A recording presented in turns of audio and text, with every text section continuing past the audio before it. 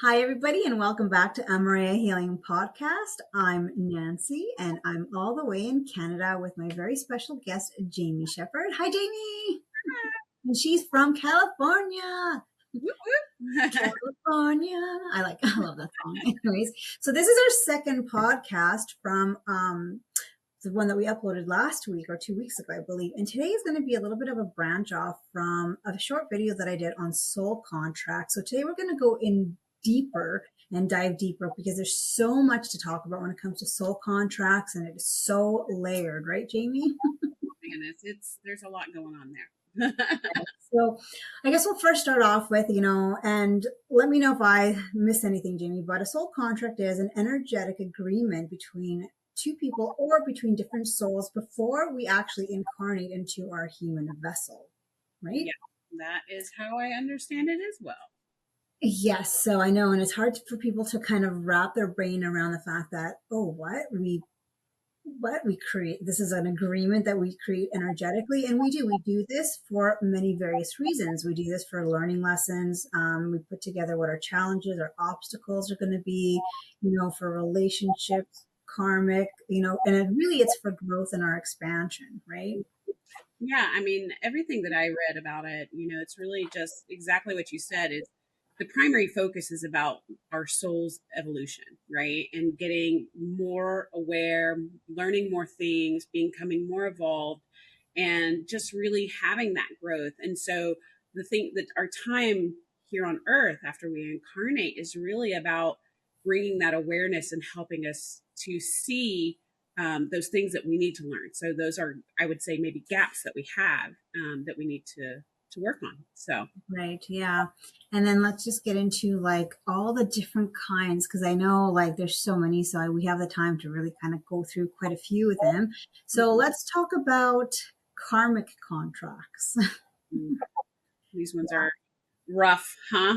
Those ones I would say are probably one of the most painful ones to go through. And now, just so you know, like soul contracts, they're not bad, right? No, no. Like even the karmic ones where, let's say if you relate the to relationships and they're just so painful and it's horrible, but really there's always like a lesson behind it, correct?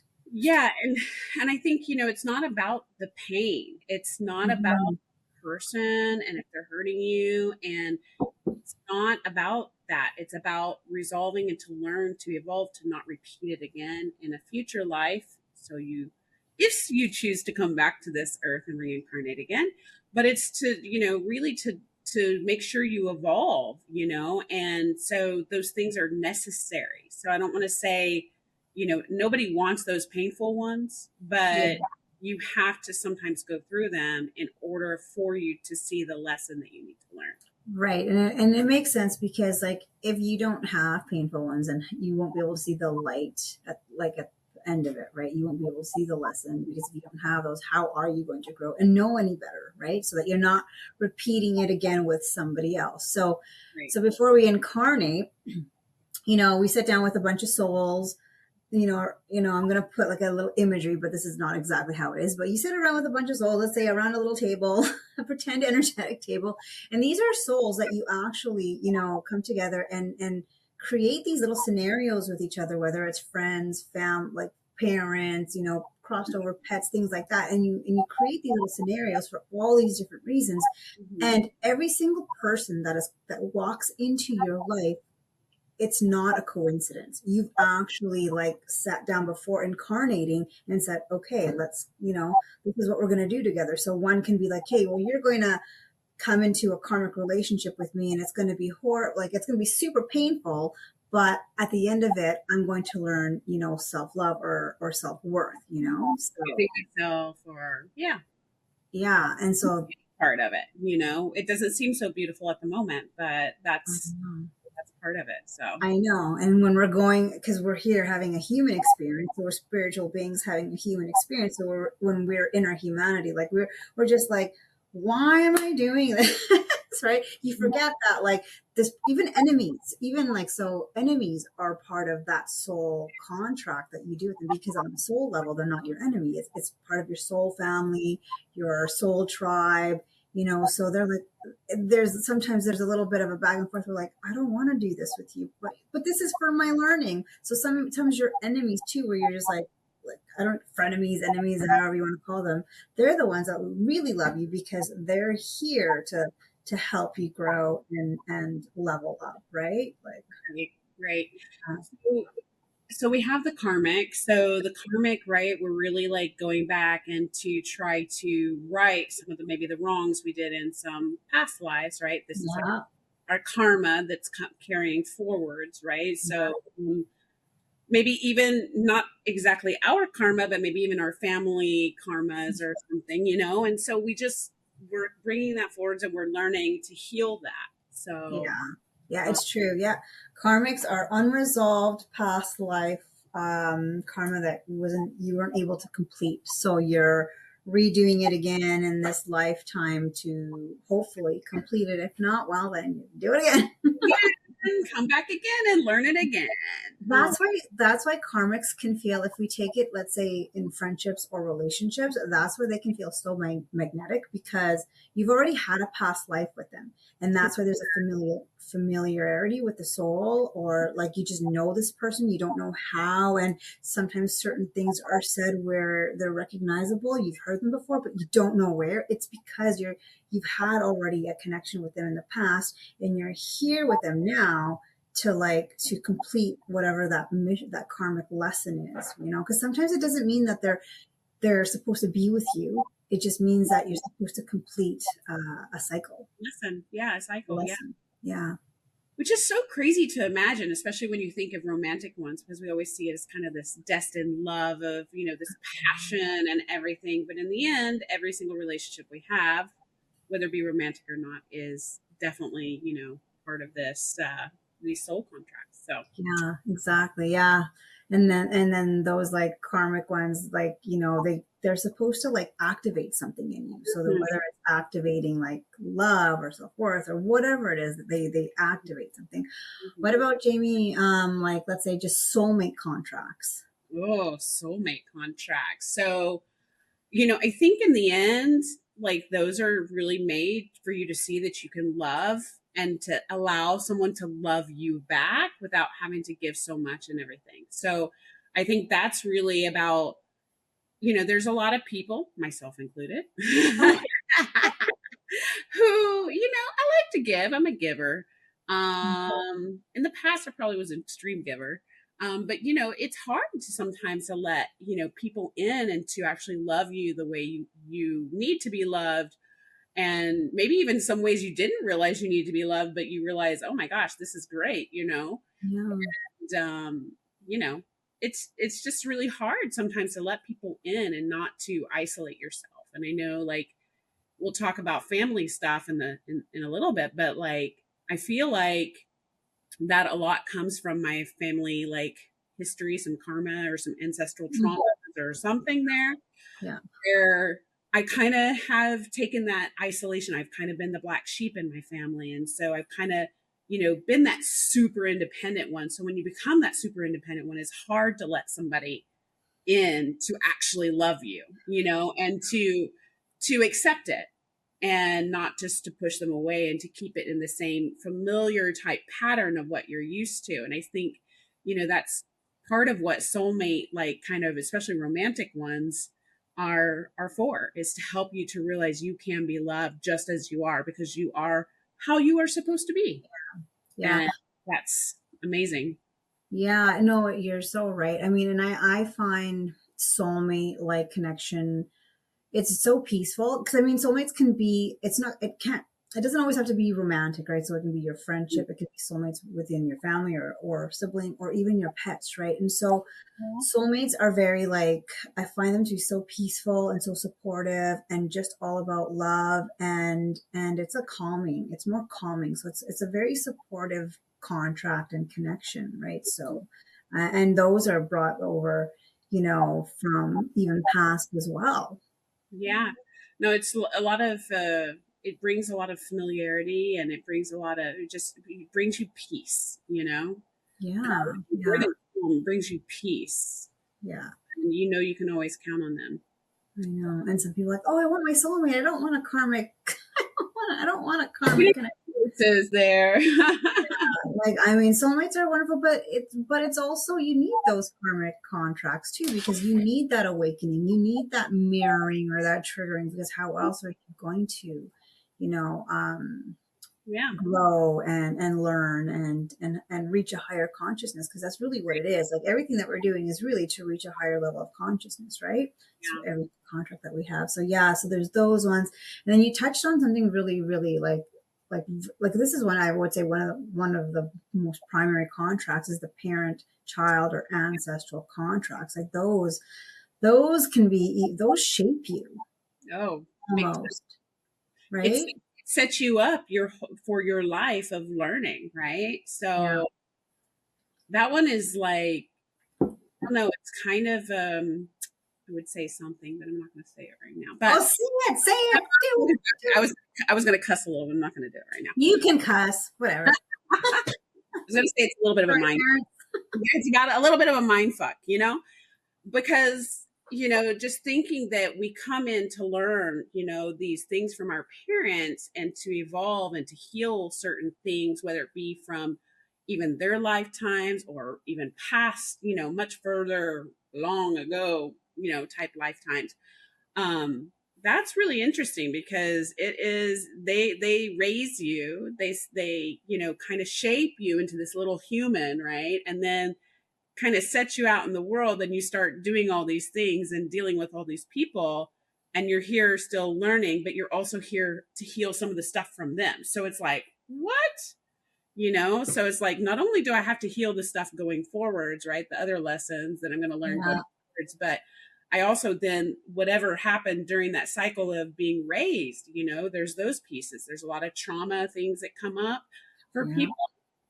And that stuff's hard, and I would say a lot of that stuff stems from the ancestral stuff, like those things yeah, where you start healing about your family as you become an adult, or later teens to adults.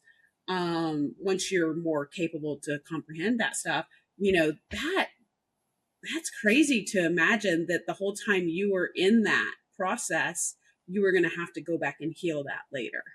right. It's so interesting, and like, and we as children choose our parents. So this is going to be another thing to kind of wrap your brain around for some people.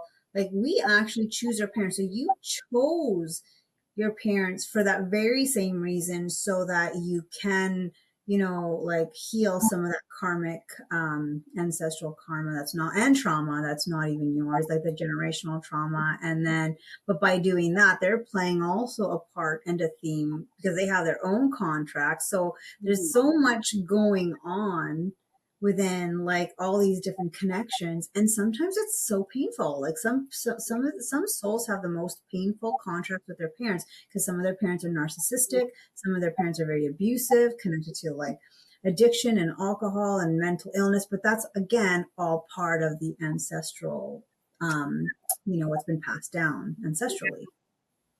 Yeah, it's interesting because I was kind of like thinking about mine the other day, and I won't go into like deep, deep details, but I think that my ancestral, I mean, it's definitely shaped me a lot to who I am today, and it has. I am here to learn and to be awakened to, and to not. My lesson in it is not to go away, but to learn to forgive and to heal the Yes, family, to bring it back together. yes, And we've been going through a period where the family has kind of been dispersing a little bit, and now it's kind of starting to come back together. So I'm like, ooh, maybe I'm on the right path for that, which is quite interesting. So, and I didn't even know that until I kind of just started researching and understanding, and then I was like, oh, okay, I'm exactly doing what I'm supposed to, you know yeah, getting yeah. all the things exposed, that what needed to be exposed, so that then I could go through my process of healing and going through that. So Yeah, and it's amazing. You're right. You've hit something really, like, something really important, to where you're talking about, like, healing and closing out these karmic cycles. And that's basically rejecting. It's kind of when you have a hard contract with your parents, right? And then you have a lot of pain, so a lot of, and it triggers your own, like, own things that you need to work on your own healing. A lot of people don't realize, and you realize this, they don't realize that rejecting your parents is rejecting pieces of your own soul. So what happens when you have that rejection is you're actually fragmenting your light body. Oh, And that's interesting.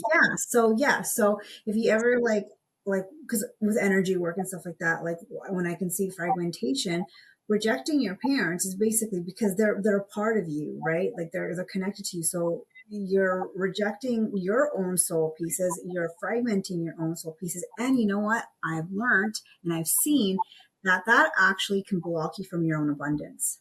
Oh, wow. Well, we don't want that. No, because you actually leak miracle energy when your light body gets fragmented. So you want all those pieces back. So forgiving and working on your family dynamic and karma and rebalancing actually um, repairs whatever fragmentation happens, and it actually allows you to be more abundant in your own life purpose.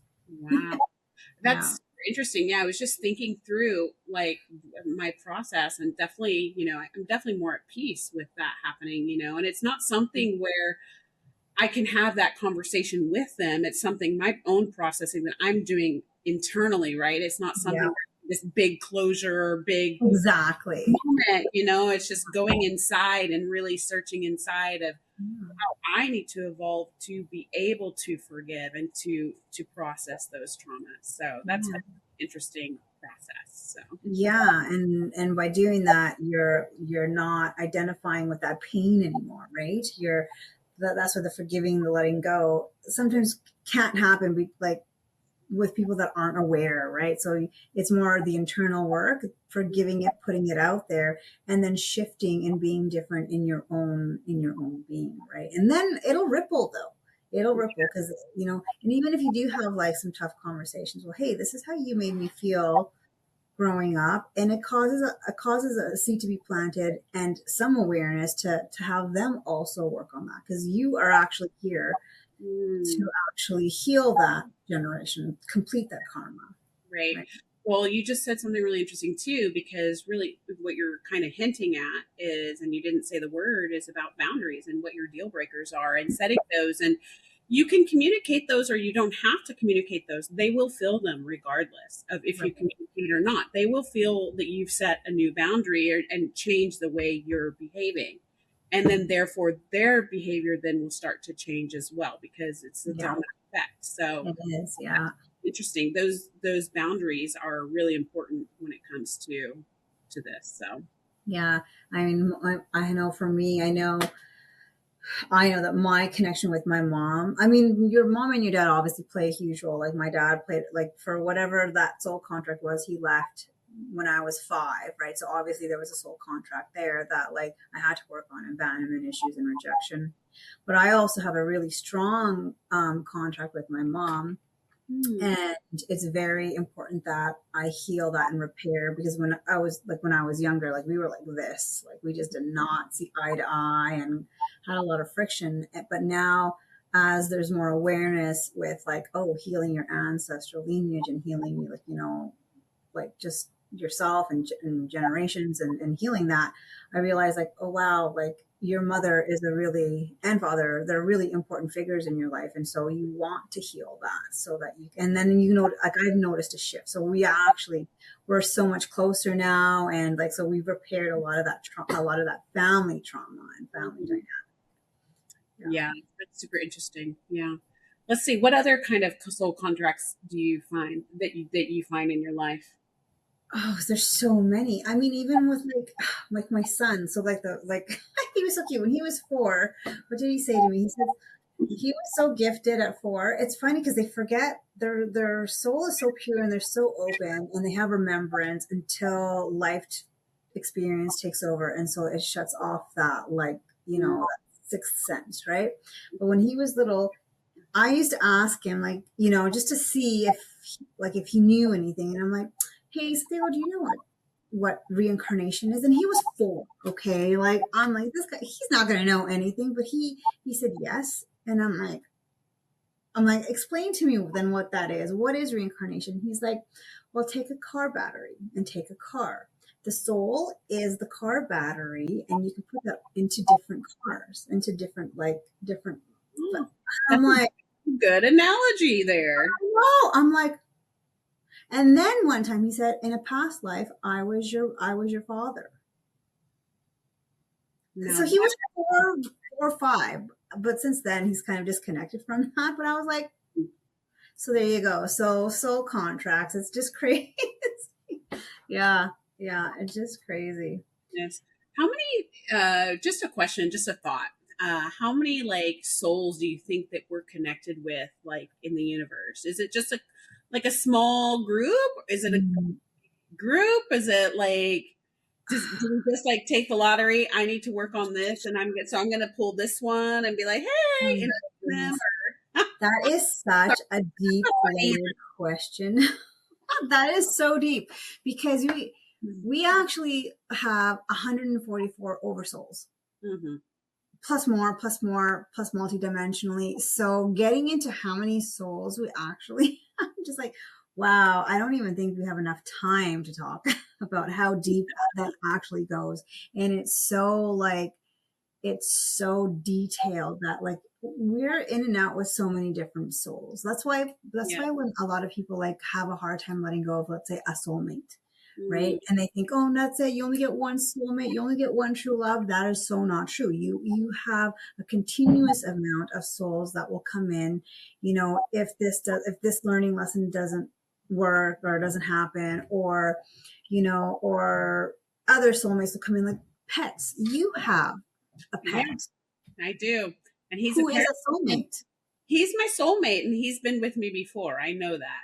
We've been Mhm. together in past lives. So my little soulmate, my little partner in crime. So And then I read, and I was watching some videos that your pet, like, because they have such a shorter lifespan, that they actually reincarnate into another body, or they can reincarnate into another pet, let's say, that you get in the future, let's say 5 or 10 years, and they will actually stay with some of the same characteristics so that you can recognize them. aw. Yeah, I know, right? Isn't that sweet? So So God, God forbid. And out too. what? And sad to think about that, I know, like, we don't like to think about that, but the beautiful and positive thing is that they can always come back, and they will like nudge you in certain different ways, or have certain mannerisms that will be like, oh, are you yeah, Theo? yeah, yeah, exactly. And if you say a name that they remember, they'll like, Alert. they'll yes, yes, yes. I think it's me.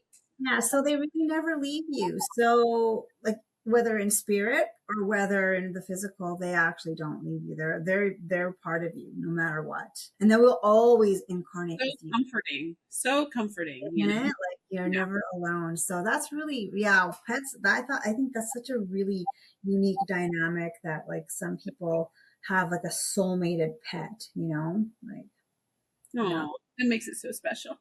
I know, right? And Yeah. then we have our twin flames. Oh, Lord, those twin flames. Oh, That God. is another can of worms. I'm like, oh, how do we even simplify this? I mean, the interesting thing is, from what I know, and correct me if I'm wrong on this, but twin flames, like obviously you're basically the same soul, right? Yeah. It's not a fragmented soul, but you're basically the same soul. And that you end up teaching each other things, and it's not necessarily always doesn't it's even though it's usually a romantic relationship, it's not necessarily always peaceful, and I think some people maybe misunderstand that. So Yeah. Okay. So how do I? Yeah, because twins. Ooh, that is such a deep, very layered topic. Also, so you have your false twins too, right? So you have false twins that feel like twin flames. Then you have your twin flames, and I think the difference between the two of them is your false twin. There's a lot of running and pulling, so a lot of chasing, the runner, the chaser, the runner, and it's a very toxic connection, even though at first it's very magnetic, and there's like this pull recognition, just like a soulmate, recognition of the soul. It unites energetically, and but a false one is a twin flame that wasn't something that was created organically when you came into Mhm. your physical body. It's more to cause you to stay in that looping cycle. And we'll talk about false contracts, but a false twin is a false contract that keeps you stuck in this karmic loop over and over and over, and it doesn't allow you to actually grow and heal. Mm. You got the organic twins that come in, and you do go with this, you go through the same mirroring, the same triggers, but you do it with love. There's a lot of love and supporting, and there's like the running and chasing isn't a thing really. And even if there is separation, they're never separated. There's still a connection there somewhere, and it's through love and support. And both twins are healing and growing together, and they're normally together for a reason. Like there's a higher, it's not for a relationship and kids and a family. It's more for a higher level mission that they have that they need to complete together. Interesting. Yeah. Yeah. I know it's there's a lot of growth in those, like, but like Mhm. rapid growth, you know? Rapid growth. And then you have your twin souls. You have your twin rays, twin souls, twin flames, false twins. It's like soulmates, kindred spirit. Yeah, the kindred spirits. That's another one too. That could be friendship, teacher, mentor dynamic, stuff like things like that. Yeah. I don't know any ones People that you. people will come in your path, right? Just and it will just like maybe you feel like they just kind of make you do a right turn and go the other direction, right? On your career. And so maybe they were supposed to come in and help to guide you to another path, and it's amazing. So Yeah. yeah. Yeah.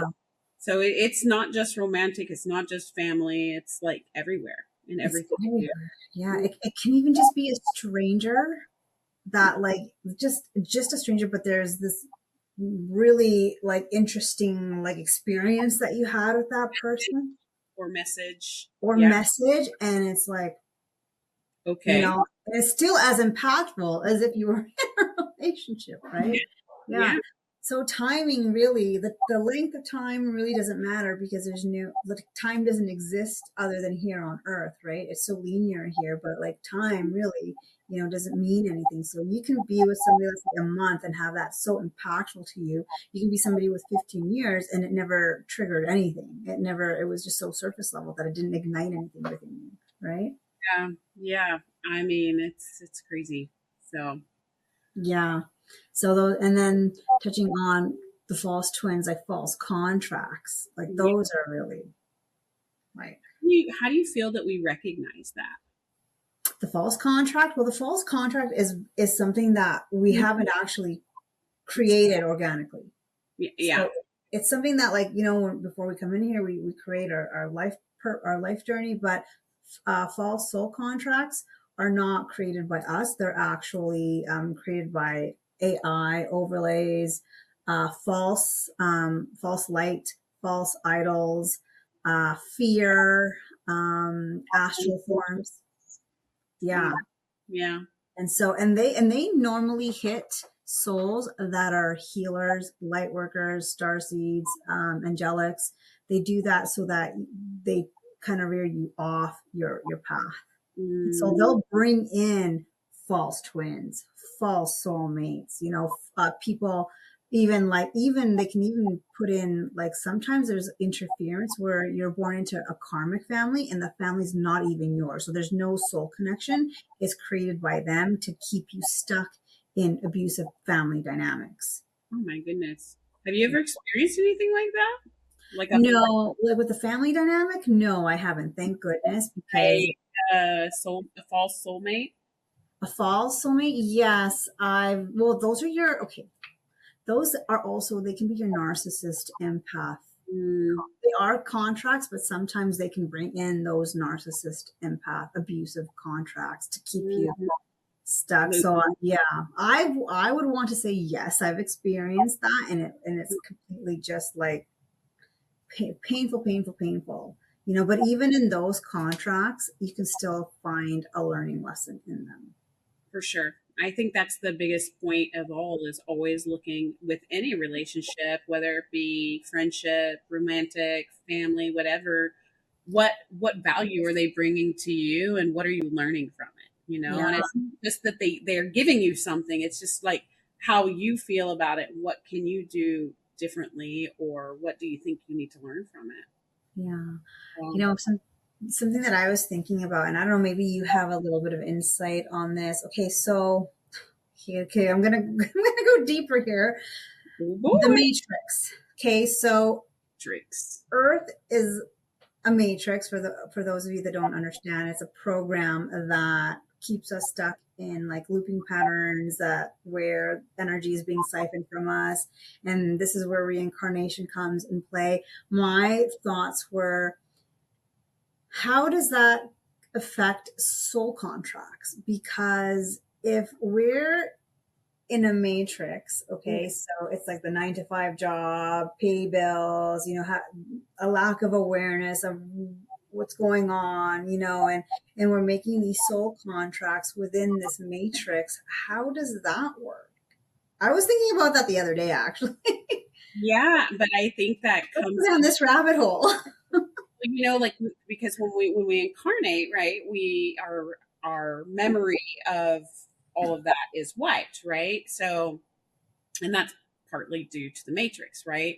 So I feel like it's as you start having experiences, and if things don't kind of match up, you start to learn maybe and start to come out of that. But I don't know, it's really a hard one to answer, No, because I um, know. if you just I think if you don't believe that you need to change something, I mean, you obviously know if something feels right or doesn't feel right. Yeah. If you just take it as, well, this is just how it is, so that's how it is, I would say that's a looping pattern. But if Hmm. I don't like this, or this can be better somehow, and you work to actively change it, then I think that's you coming out of that matrix and looping pattern. That's your evolution, and you learning your lessons. Right, because even like, so if we look at reincarnation, where like some of our karmic contracts, they're based on your past lives. But if you understand it in a bigger sense, reincarnation is not a good thing. Reincarnation is to keep you here looping back over and over. So, Power, yeah. right. So then it's like, okay, so we don't want to reincarnate. And I mean, we do want to be here to learn lessons, because I know you have supposedly again, back to our very first episode, supposedly you have a free will choice to come Mm-hmm. back here and reincarnate or not, or do we? I don't know. And so having these soul contracts, for the research that I've done a little bit on, like sitting with a counsel, planning your soul themes and challenges that you're going to go through, is that within the matrix or is that outside of the matrix? Yeah. I I don't mean, know. I swear. well, and then the other thing is like, well, what if I just sit back and say, well, I know this is hurting me, but I enjoy it, so I'm going to keep doing it, and just ignoring it. I mean, that's you actively, I think, just ignoring the evolution or the lesson that you are Yeah. supposed to learn, right? Yeah. Do you think that over time, because your lessons apparently are already defined, not free will, Not free will. Yeah. ding ding ding. But do you think that, because we kind of talked a little before in our other episodes, that do you think that the lessons, like the triggers that are helping you to see the lessons, get stronger as you go through life to try to force you to recognize and to evolve and to learn? Or Yeah. do you think it's just like you can literally just ignore and just, okay, I'm going to come back next time and going to learn the same lessons again and again? Yeah. I think your body does, like, I think your soul, your body, it sends out these signals. Like right? Like, if you should be in this type of, let's say, dynamic, whether it's a friendship or family or a relationship, and your body's screaming like, hey, something's like, knock knock, something's not right, and then you choose to ignore it, and then you choose to stay in it. And I think two things happen. Okay, so if you are meant to, you do have your support team, right? And you do have, like, universe, God, Holy Mother, Holy Father, however you want to label it, creation, well, however you want to term it. Yeah. They there will be an they will intervene, you know, and kind of knock you off this really toxic, connection. But for you to repeat it again because they want you to learn that lesson. But if you stay in something where it should have been ended a long time ago, it's just prolonging that lesson to be learned. And so you're kind of stuck in it. Or if you don't complete it, they're like, okay, this one's not complete with this person. They will connect again in another lifetime. But then there you go. So if they connect again in another lifetime, that's still part of underneath the matrix. So is that where's the choice in that? I don't know. Do we have to go through so many soul evolutions before we graduate earthly time and then we don't have to come back? Or do we have it? Supposedly, because if you think of Earth is like, if you compare it to our schooling system, Earth is like maybe preschool, elementary. Like it's that low in the consciousness and the awareness. Like we're babies here on Earth. When if you go to higher dimensions and other, they're way more advanced than where we are right now. Even though as a human race we're made very, very advanced. Like, Mhm. I don't know. Oh my goodness, I haven't really thought about that.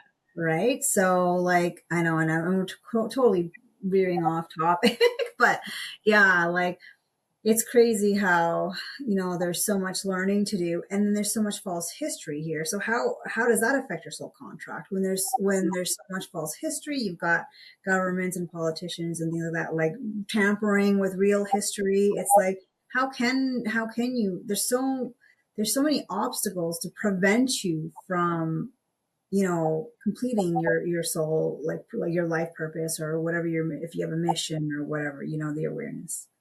Right. Oh, I that's know. I'm sorry. I'm just opening up all these rabbit holes. I guess that's why we have our intuition, right? Our intuition's supposed to come, and I think the more we trust in ourselves, and the more we can trust that intuition versus being like, "Oh no, that's not true because we can't see it." You know, Yeah. that's the piece that can help us maybe to evolve faster, but it's hard sometimes to trust fully into something that you can't see, especially for some people. So. Yeah. Yeah. True. That's true. Like, yeah, intuition. Your body will tell you, but a lot of us don't even listen to our intuition.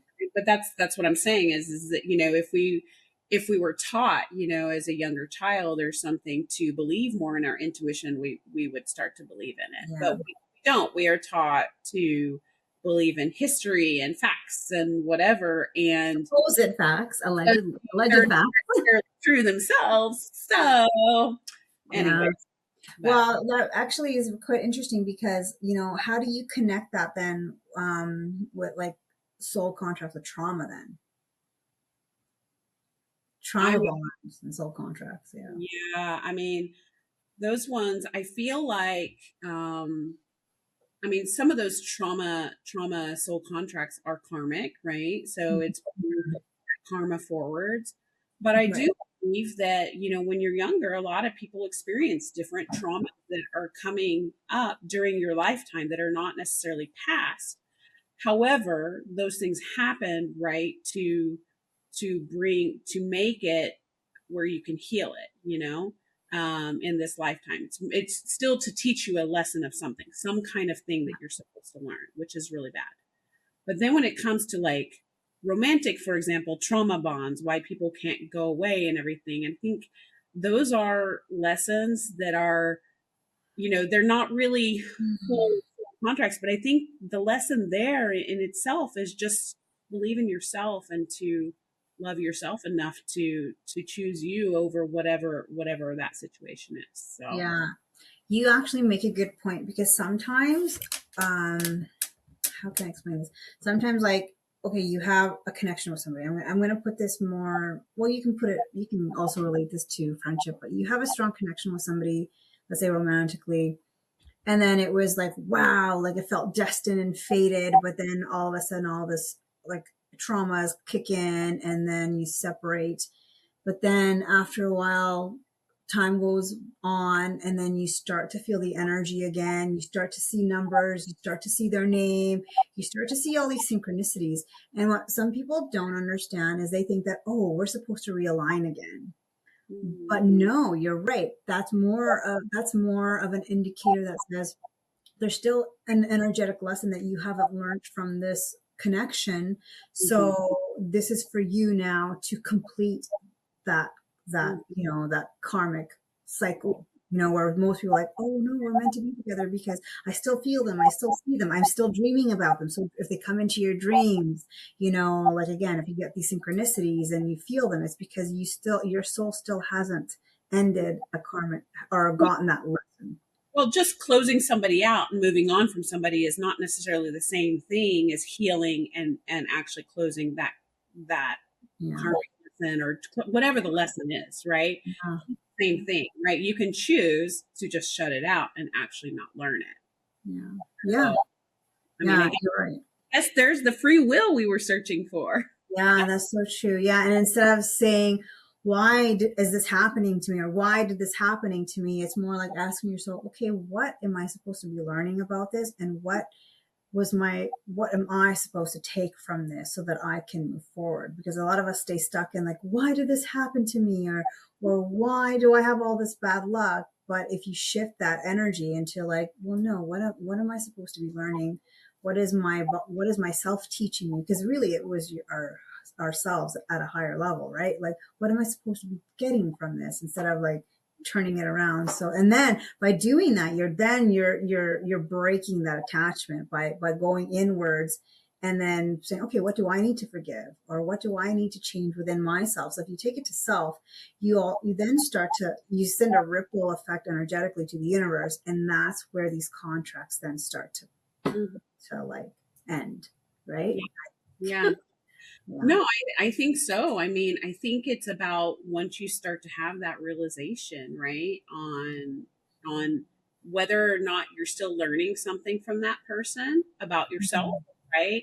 And I'm not saying necessarily that they're treating you bad or like whatever, but I think as long as you're like, I'm still learning some lessons, right? Because I think you can once when you're in a partnership or a friendship or even with your family, you Yeah. know what buttons they push on you, right? And it's like when those buttons don't seem to get pushed anymore and you energetically just feel like, okay, whatever, this isn't serving me anymore.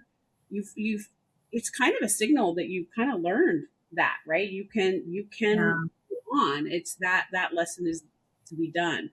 Some people are there though to teach you multiple lessons.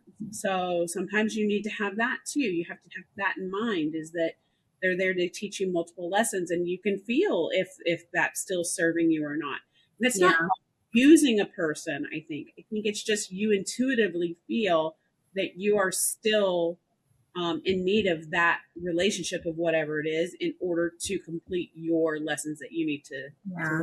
So Oh, that's interesting that you said that, because it's like you're in need, but really, if we look at free will, then we have it. We can choose not to. We can choose like, no, okay, I've learned it. I'm ready to move forward, but something still keeps you wanting to stay in it for whatever reason. So then that keeps you in that connection longer than really, I don't know, than maybe you should have been. I don't know. Could be that too, like I think possibly.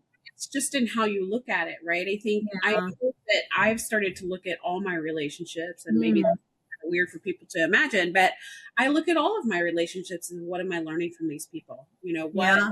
Whether it be my parents, whether it be my sister, whether it be, even you, Nancy, like I'm like, oh, is Nancy still, am I still evolving? Are we still, learning from each other? Is our relationship still helping me as a person or as a soul to grow? You know, Mm-hmm. and Yeah. then and even romantic relationships, same thing, right? So it's like I think you feel that and you feel when it's burned out, when that candle has burned out, right? Yeah. Sometimes it just fades away and sometimes you have to stop it because it is not serving you anymore. Yeah. And I remember this one time I had a friend and she was a very good friend for a little bit and whatever, and we were really close, and you know she just she kind of was stepping over my boundaries. She wouldn't respect my boundaries, and she wasn't open Yeah. to accepting them. She just kind of made a hard cut. And whenever I set a boundary, um, Mm-hmm. she just decided at some point to cut me off. And so for me, that was more like, okay, well, she's choosing to do that. That's fine. She was going over my boundaries. So and it was a point where I was like, oh my gosh, was I too strong? I was like, no, that was my boundary that I needed to have. It was something very specific.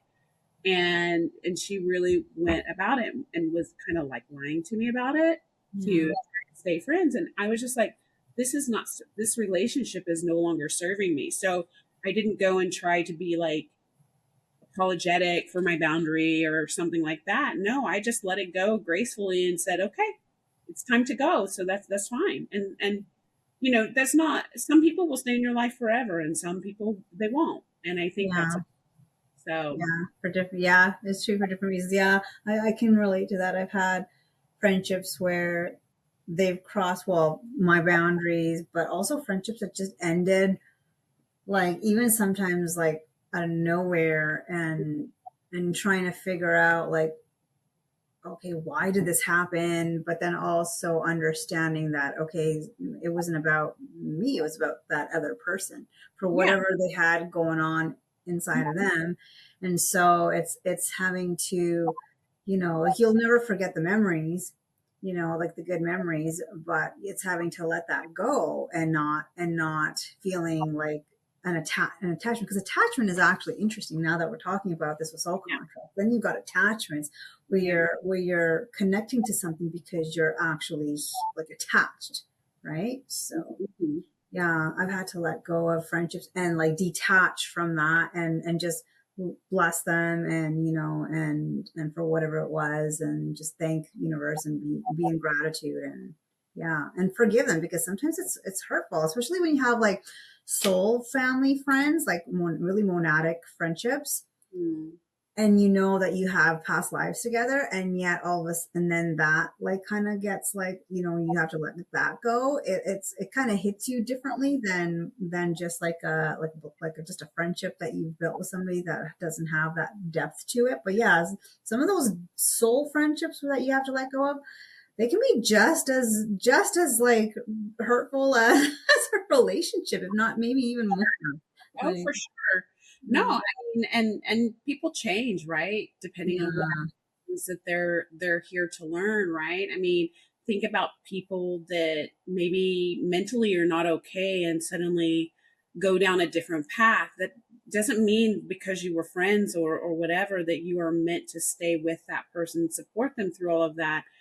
It's not to say you're not supposed to do that, but it's, depending on how they're treating you and making sure that you're always, this is going to sound a little selfish, but choosing yourself first, right, in those relationships, and setting those boundaries and understanding where those boundaries are with those people. And sometimes you just have to do it because you have to be able to, you know, um, I don't want to say protect yourself. It's the wrong word. I don't know, but I think it's more about choosing yourself and your evolution, and recognizing that that's not a lesson that you need to continue to learn. Like that yeah, time is complete. And so therefore it is time to move on.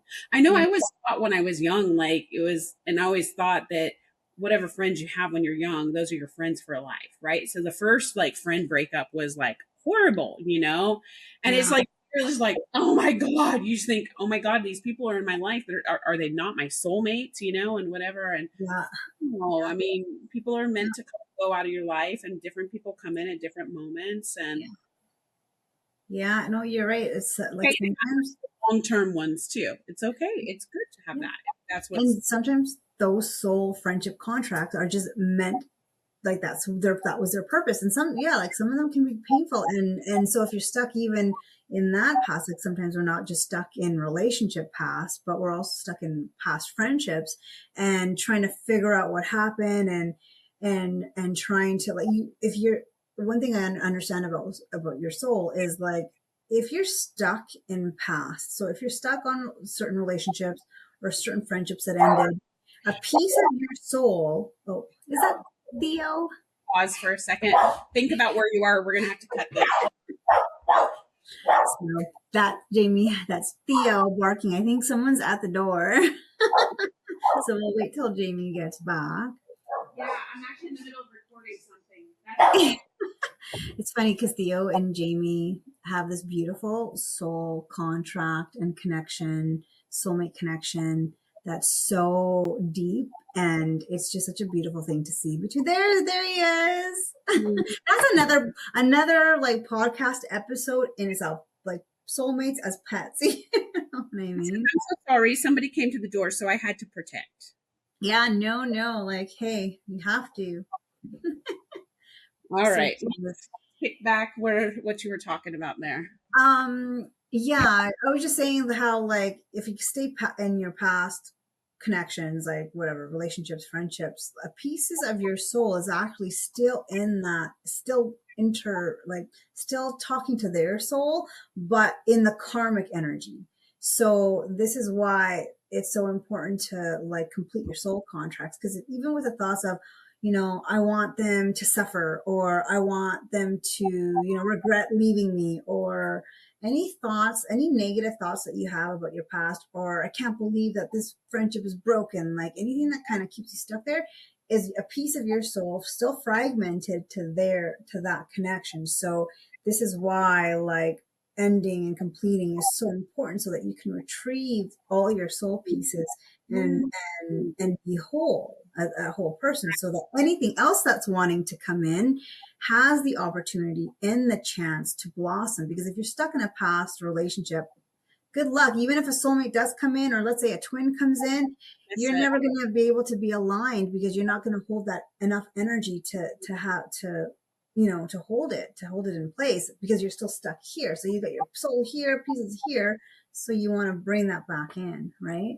Well, they always say, right? This mysterious they, We're just going to say they. You always hear that you have to let some things go before the next good things are going to come in, right? I mean, you have to make space almost, it's like making space for you to be able to go on to that next part. So, yeah, Huh. And they then say, I'm just kidding. they say, but no, but it's true, because even if you take like a very like, okay, the analogy of, let's say, a road, and you have cars, there's a line of cars, and then one car decides to like leave and go to a different lane. You have this space in between here, right? So this is like, if you take that car, okay, an old car, old relationship out of the way, you have this space, and then a new one will come in and fill that space. So it's kind of the same thing, where it's like, if you don't have all the pieces of you, how are you going to align to what a higher love or a higher connection that you're looking for? You'll be misaligned always, right? Yeah. Sometimes it's not even about divine timing. Sometimes it's like you're not ready. Capacity, pure capacity of what you can take. So even that's why it's so important. Even like triangulations too. Like I've been in that one before, and like if like the ghost of the exes. Oh my God. It's like, it's like, deal with this first, be ready, work on yourself, and then, because you can't, it's like competing with the ghost. And really, it's not a competition, but it's like, if you're stuck there, you're not in the present, right? You're not in the present moment. So those contracts. So speaking of that, that's why it's so important to close contracts, right? And then you can also renegotiate a contract, and you can also end a contract midway your contract. So let's talk about those three things. Let's put the closure at the end, because we're not ready to close yet. But let's talk about that one where we can abruptly end it before it is complete. Yeah. How does that look for you? So how that looks is, honestly, it's like an awareness that happens.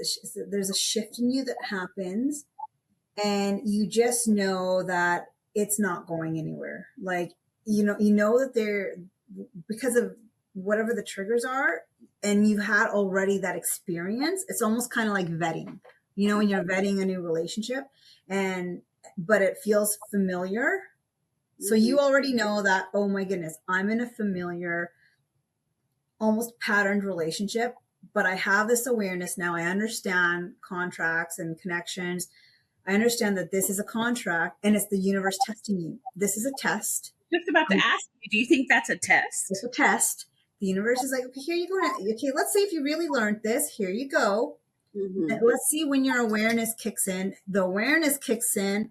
Okay, I'm going to end this contract, and you end it. Okay, so even if it had room to play out as long as it did, because like every connection, has an expiration date almost. Like there's some that can be infinite, but like most of the karmics have an expiration date. But yeah, like you have that awareness, and so you end it, and then you end it universally energetically. Okay, so it's not just like, okay, we need to break up. It's like literally ending it energetically so that it doesn't play out anymore, and you don't get another connection, whether it's a friend or like relationship. Yeah, so that's how you Yeah. end something. So I wonder if you're set up to have like multiple tests to just like continue testing you as long as you need, basically, like Well, one after the other.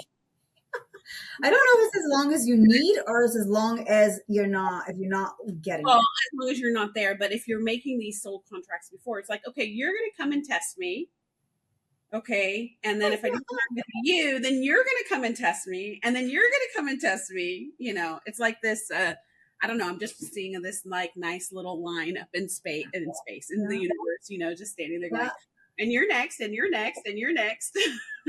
yeah. And I mean, I've even seen it energetically where universe will step in and like, this has been expired. You're still not leaving. We're coming in. We're throwing in a tower. We're going to shift it until you get the message, and we bring in something else for you, because you guys aren't learning the lessons together. Like one person is learning, the other one's not, and you can't always be trying to bring somebody up because you can't fix people and change people. So the universe will come in and end a contract on it on. So that's really interesting because that is actually, thinking about two people having their lessons they need to learn. And maybe one is learning and the other is not. And so it can end abruptly just because of that. Right, exactly. So, Because they're now it's like when two people kind of connect, they're kind of almost on the same frequency, right? With their heat lessons and things that they need to work on. But then people, then something clicks. I'm like, oh, I want to work on myself. So they start elevating, and it just changes their energetic frequency. And now all of a sudden they're not that they're better, but like I'm just doing it like this in terms of like just energetically, right?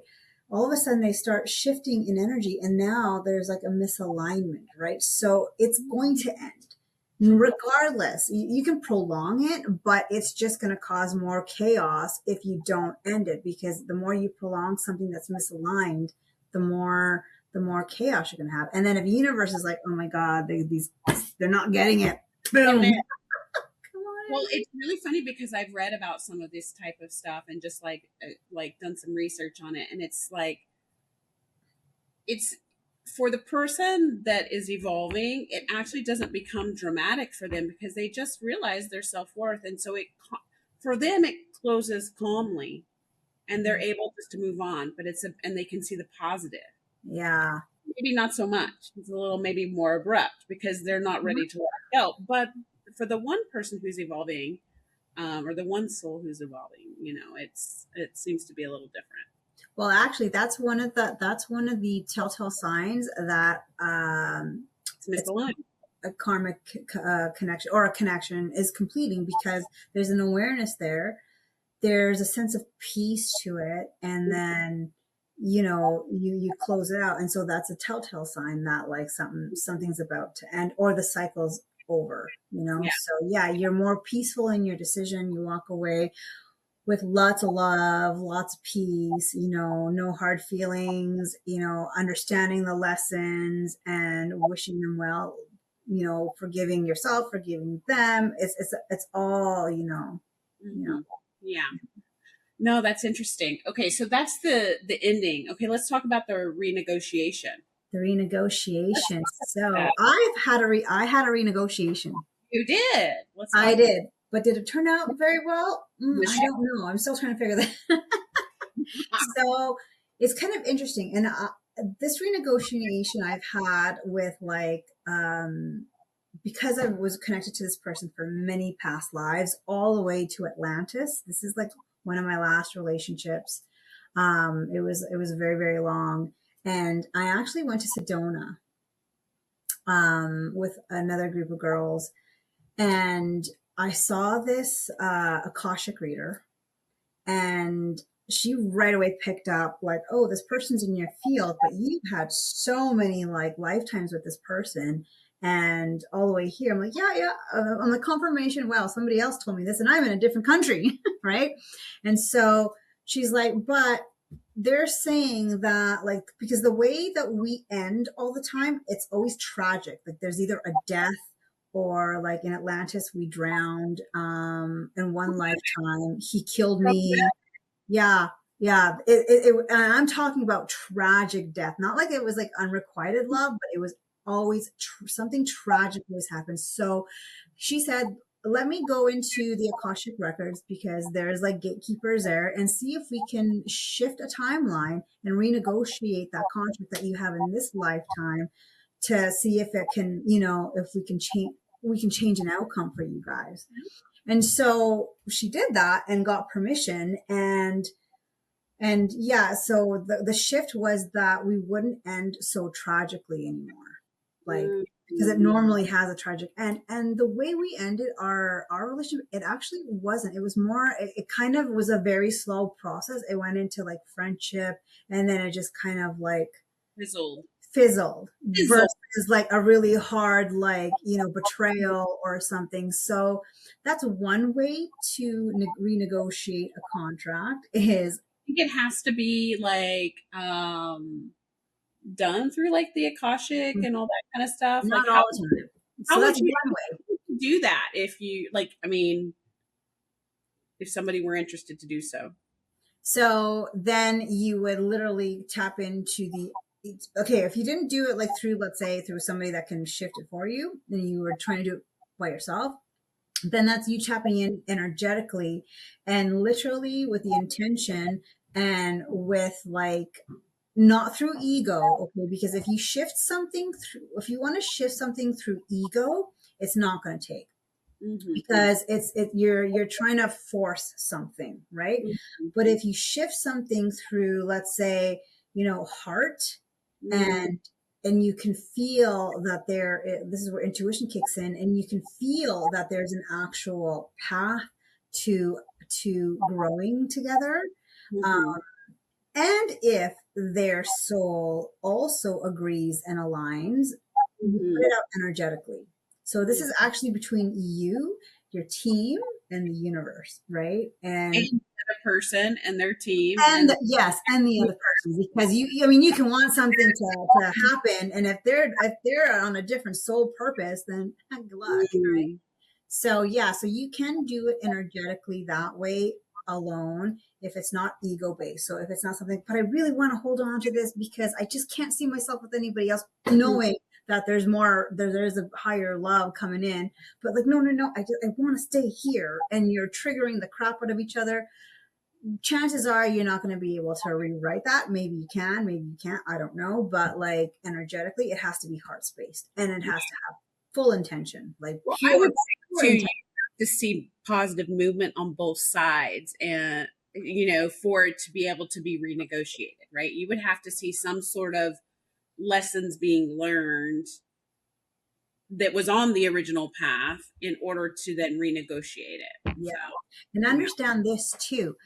As you're having your own experience here, your other counterparts, your other avatars are having their own other experiences too. So you have to be careful with how you rewrite things, because if you shift something, it ripples, right? It ripples into the universe multidimensionally, and wherever you're having your other experiences, you want to be careful that you're not causing anything detrimental, right? Because you're going against free will. right.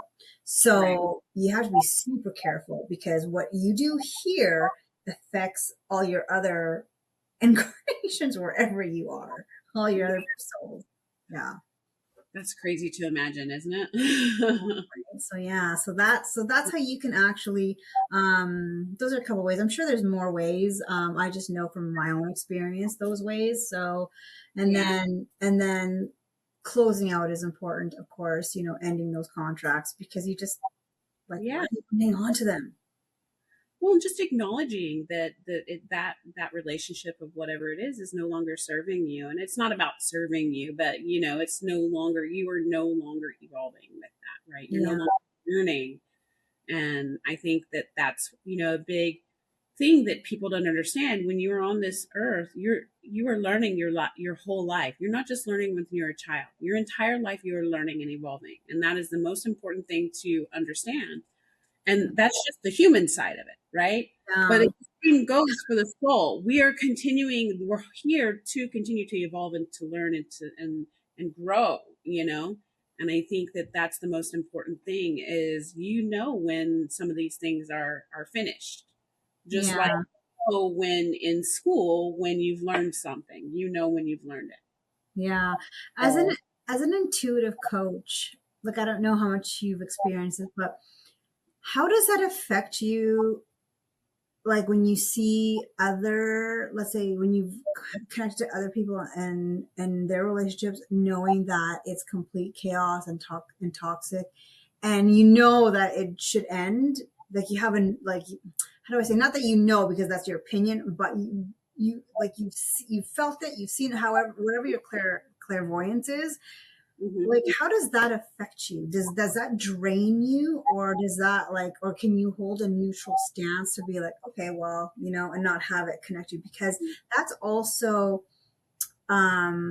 them, like, kind of like an energy vampire leak. Do you know what I mean? Like So I think absorb. there's two ways I can answer this in a couple of different ways because, like, I'll give you a picture first. For me, woo, there you are. That's what happened. Okay, now this is interesting.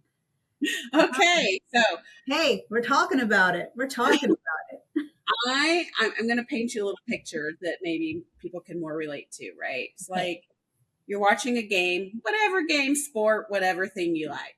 Okay, you're on the sideline. You see it happen. You see some drama happen on the field, and you're like, "Ooh, are you going to run in there if there's a fight? Are you going to run and start separating them? No, No, I'm no. not going to. I'm like, ooh, I'm going to watch from the sideline, and just be like, oh, like, so Be an sometimes observation. it feels like that, just observing, and you just see it happening, and you acknowledge and that that's their lesson to learn and not yours, and you have to let them learn it. You're not there to control it because, like you said, you can't change or control people, right? Yeah. So the other side of it is if it starts to affect you. Right. Yeah. What And if it affects you? somehow trickling into and affecting you, that's then where I feel like you have to set your boundaries on what you're willing to Hmm. tolerate, Hmm. then allow that trickle in to create that space to be able just to observe it from the sideline and not Yeah. allowing it to trickle. So Right. obviously, um, if somehow as a coach you start feeling that emotional um, part coming in, or if you're friends and you've got two friends that are fighting and you're like the extra friend, right? And you're seeing this happen, it's obviously going to have an emotional impact on you. If Yeah. you're if you're your friend, a group of friends, and you're seeing two friends, kind of go at it or whatever, right? That's going to be a lot more personal than if you don't really know somebody or whatever. I think the most important thing is just to always set your boundaries, right? Because it's not your lesson to learn, and it's not for you to step in. So that's the Hmm. Hmm. compassion for those that are going through it, because knowing that it's a hard, whatever the lesson is, even if you see it bright and shiny, Yeah. um, Yeah. maybe it's not so obvious for them, or maybe they're tired and they're taking a break and having to find that energy to restart, to start that process or whatever, depending on what the thing is. But just holding compassion for them and knowing that it's a hard space for them. Yeah. Yeah. That's true. Yep. Or And helping them to try to find some tools that can help them to to figure it out, right? I think, like I said, the most important thing I would say is boundaries and understanding what your deal breakers are. Because a lot of people, it's not just about saying, no, you can't do this and setting boundaries. No, boundaries don't work like that, right? They're not Yeah. always hard and fast like that. Yeah.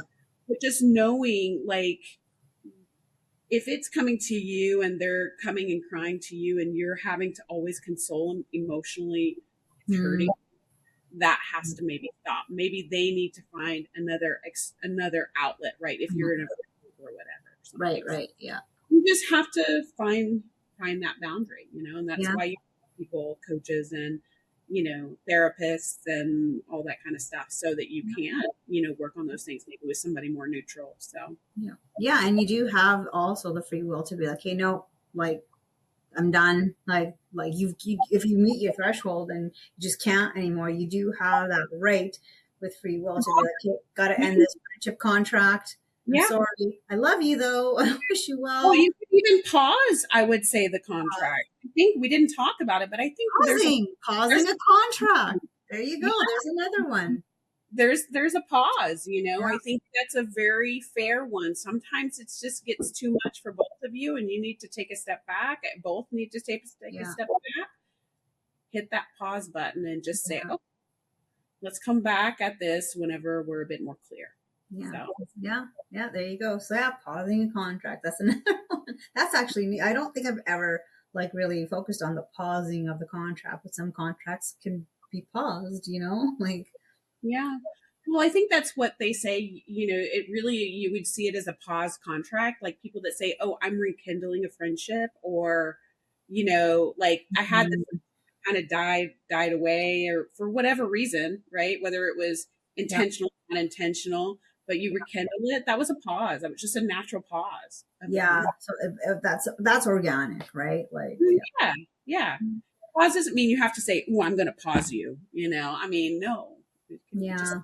kind of dwindle and then come back. So, So what would you say to anybody then that is stuck in their past, like, and wants to, let's say, energetically end a contract? What would you say to them, or what tips or tools are part of that process?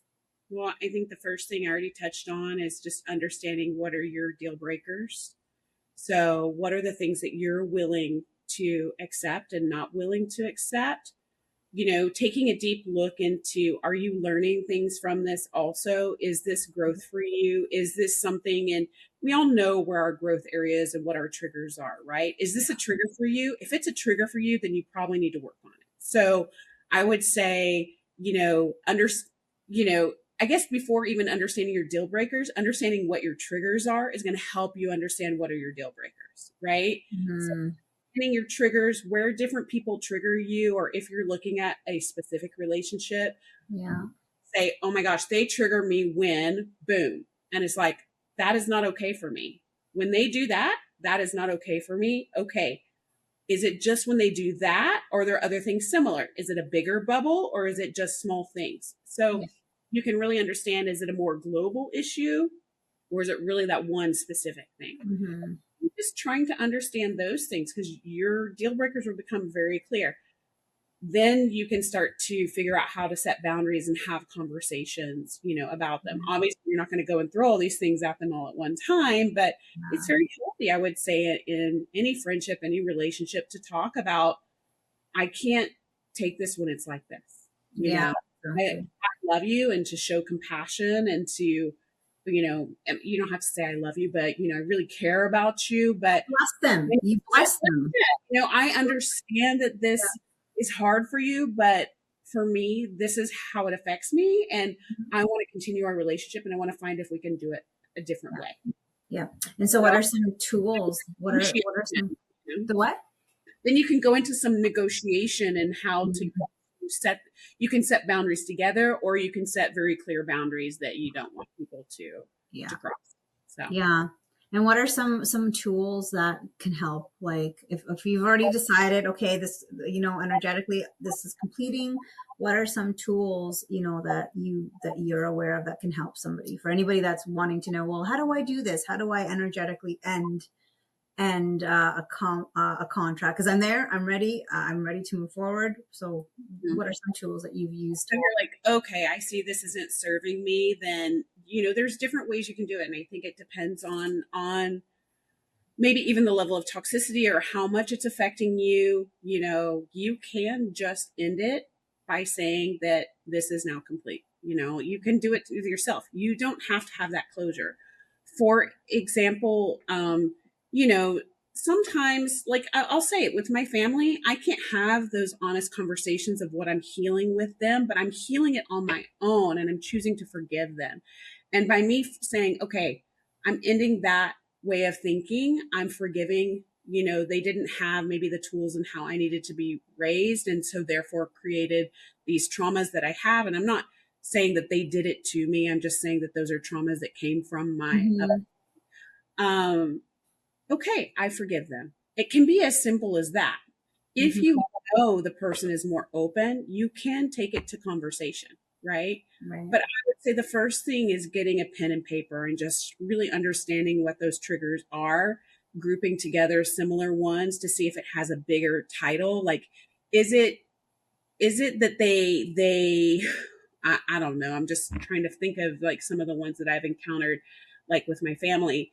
Is it that my father always wanted to, it was always transactional, give and take. Mm-hmm. It never felt like just love for love, to be loved, unconditional love, right? And it's Mm-hmm. like, oh, well, is it that he's always trying to do that, or is it something bigger than that?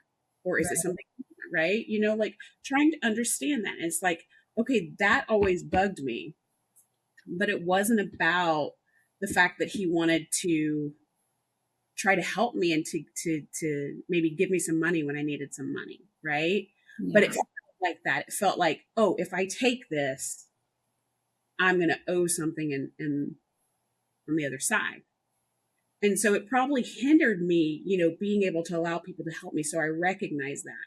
So it's like, just when you start to understand that, it's like, oh, the bigger picture here, the lesson I was trying to learn that my father was helping me to see also was that I was not able to receive.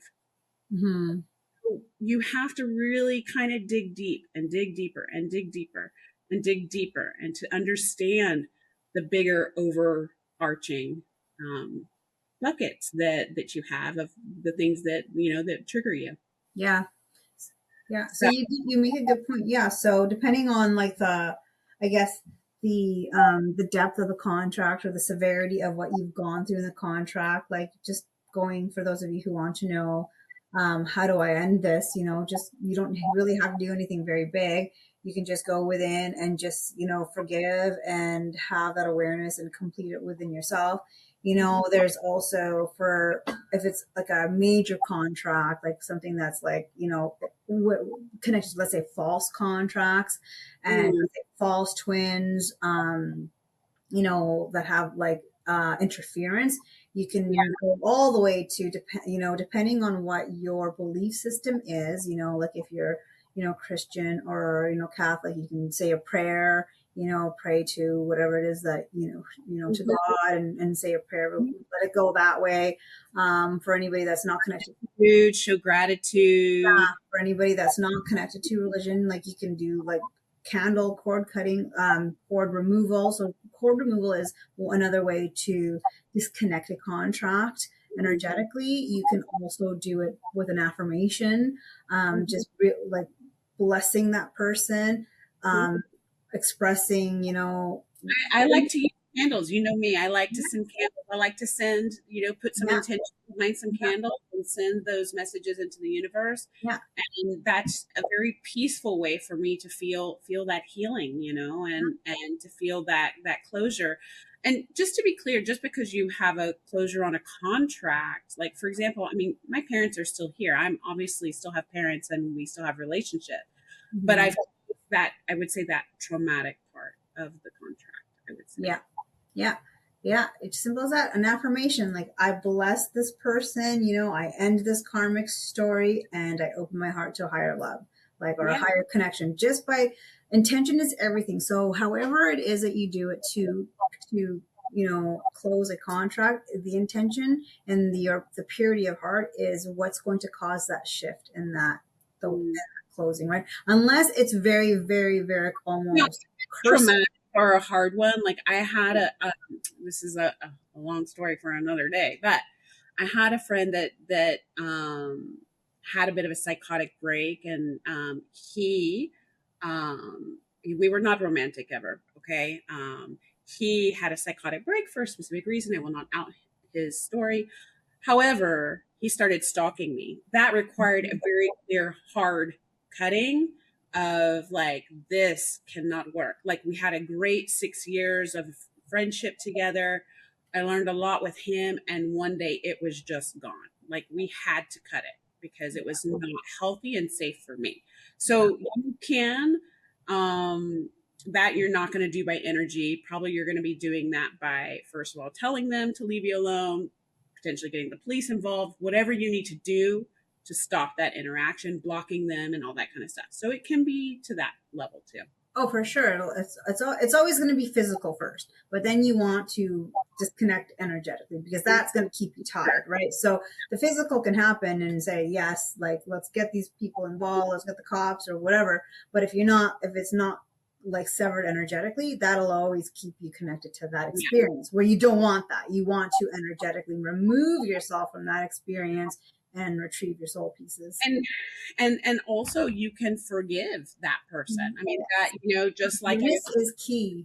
whoever, you Mhm. need to forgive whatever they harm or trauma they brought to you, because Yeah. it's not for them, it's for you. So Yeah. So there you go, guys. There you have it. You have all these different ways of like completing to the point where if you can't on your own because it's so deep energetically, even with black magic and cursing, you but can ask. always go to a healer. You can go to somebody that has the skill set to remove cords correctly. Don't ever cut cords. I know in like spirituality and new age, people are cutting cords, cord cutting. Never ever cut a cord because when you sever that way, they're still cording and it affects both sides and it's not very pleasant. And so you want to unplug and remove, get the root out and remove it properly that way. So make sure that you remove it properly. What else? Am I missing anything else? And yeah. No, I No. have a little analogy for that. Just Mm, imagine weeds. If you just whack the top of a weed off in your garden, it grows back. that root is still there, and that pesky weed is still going to come. So, but if you pull it up from the root, it will never come back. Unless you replant it again. So that's Right? another. Yeah. That's a story. Well, thank you so much, Jamie, for talking with me today and us about soul contracts. I mean, I'm sure there's so many more layers, but like we don't have enough time. I I'm know. sure I people, know. yeah. But I like So, appreciate everything. in there. So yeah, so thanks everybody for connecting with us today on our podcast talking about soul contracts. And if you guys have any questions or insight, let us know, link it down below, and we'll see you next time on our next episode, I guess. Hey, Yeah, let's do it. I'm excited. yay! So, thank you, everybody. Thank you again, Jamie, so much. Bye, Yeah, Theo. Thank you, Theo, for being a part of this. he's snoozing. Oh, cutie pie. All See you right. guys soon. Bye. Bye.